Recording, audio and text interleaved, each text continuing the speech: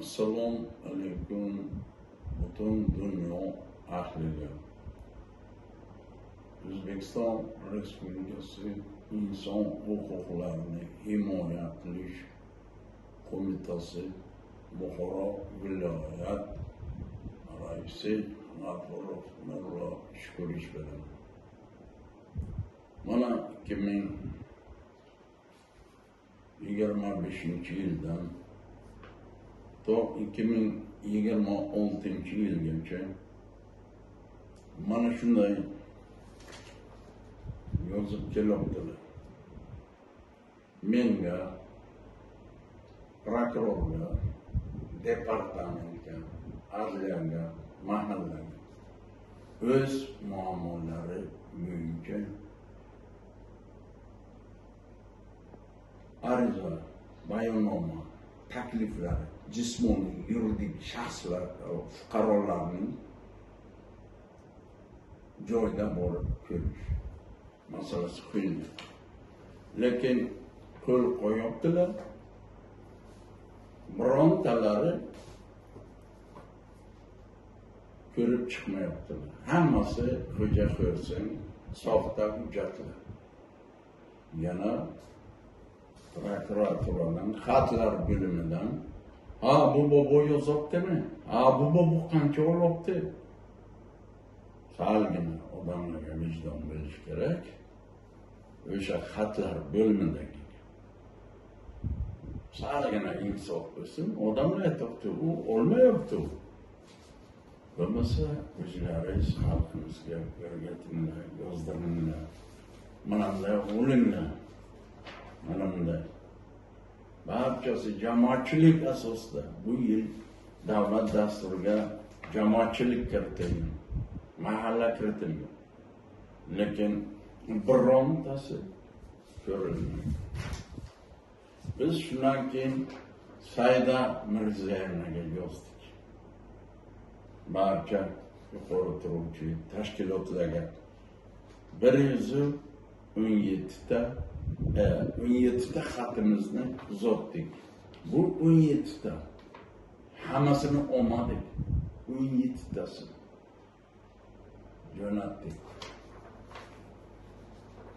Ular bizga boshqa javob berdi. Bu yilga ko'rilib chiqdi. Prezident farmon qarorlari ijrosi umuman ishlamaydi. Prezident gapiraveradi. Aytaveradi. Mana sizga bitta misol. Boadingondan bir nogiron 798 ming gaz svet uchun olish kerak. Mahalla raisi uni qo'lini taxlab pulni oldi. Bu borsaga bor sana kerak biza qamataman. Lekin 1 million pul bergan. 798 ming svet gaz uchun oldi. Buni qanday tushunsiz? Yoki geofizikadan nogiron ikkinchi guruh unga mahalladan oylik yozib qo'ygan.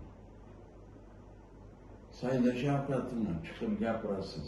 Otangizni chiqargan qaror farmonlarini ijrosini joyiga nimaga kontrol qilmaysiz? Mana sizga xat bordi. 17 ta xat. Birontasi yechilmadi. Birontasi yechilmadi. Yana qaytarib aytaman. Hech kim kafolat bermaydi. Kecha chiqdik internetga, shaharga, olingan ko'ringan jinoiy. Kechirasiz. Joyda turib, o'zingizni o'sha komandangiz ishlamayapti. Bizdan xat boribdi-da, qaytarib hokimiyatga uzilib o'tiradi. Hokimiyat kelasi yilga ko'rilib chiqiladi. Prezidentning farmoni qarorida shu chiqadi-yu, kelasi yil ko'riladi deyilmagan-ku. Kim kafolat beradi? Kim? Yoki 85, 86 ga, 82 ga kirgan odamlar, ular uchun nafaqadan ham yetib ketgan qancha qolgan. Ularni bittasini bir tinga olmaydi. Yana biz 14-ga G'ijduvon Charandaraga bo'ldik.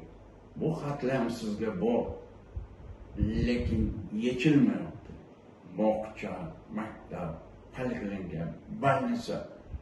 Hokim yozibdi Umarov. Bizni mutaxassislar ko'rib chiqib, quruvchilar ishni boshladi. Qani? Martda yozdi. Biz 14-iyulga yig'ilish o'tkazdik prezident qarori bo'yicha. Jismoniy yuridik fuqarolarning arzasi, murojaati, takliflari joyida ko'rilib, o'rganildi. Bordik 70 kishi yig'ildi. Lekin birontasi yechilmadi. Na suv, na svet, na gaz, na ichimlik suv, na yo'l. Yo'llar birontasi javob bermaydi. Deputatlar mani sayla, men yo'lingni, svetingni, gazingni qilib beraman. Kim qilib beradi? Kim qurib beradi? Mana 16-ga prezidentlar hammasini mahallada javob berasizmi? Kafolat berib bilasizmi? Yo'q, bera olmaysiz. Administratsiyangiz bu yoqqa tursin. Yo'qki, mana siz 22 aytdingiz, ekspert. 21-iyul aytdingiz, ekspert. Tadbirkorlikni rivojlantirish, fermerlikni yo'lga qo'yish. Kechirasiz, kafolat berolmaysiz. Men 1997-yil ular o'lib ketdi, siz qoldingiz o'shalarning ichida. 97-yil Belorussiyadan 678 ta texnika namunalari bilan ketirdim. Qoraqalpoq Respublikasi Beruniy tumani Karabuzakka